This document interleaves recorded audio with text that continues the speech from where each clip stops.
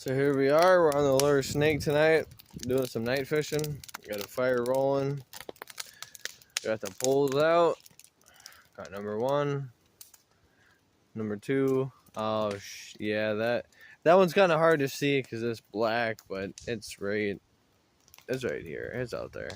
But I've already caught it, probably a good like 8, 9, 10 pound catfish so far, so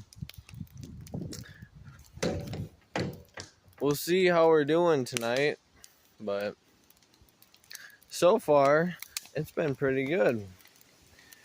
It's a little windy out here. I don't know, can you guys see that? Oh, here, I gotta change my flashlight so you can see the trees there, and there's this other big maple, might be an oak, I think oh. Yeah, that's a maple. And then if we look over here, we got a maple. This is for sure a maple tree, but that sucker needs to come down.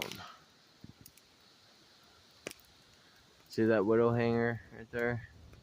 That kind of worries me when I'm out here, but we'll get her cut down here soon. I'll probably have a video on that, but yeah. Got some big trees out here. A nice fire pit. And the messy garbage can with the minnow bucket and the broken pole. That's how we do it around here, boys. And the wheelbarrow just tipped over. My speaker was on there, so I fell with it too. That fire is just rolling. Look at that.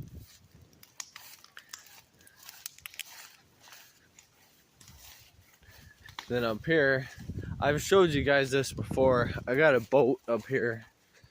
It's like a 14-foot Seacraft with a Johnson 40 or 60 horse.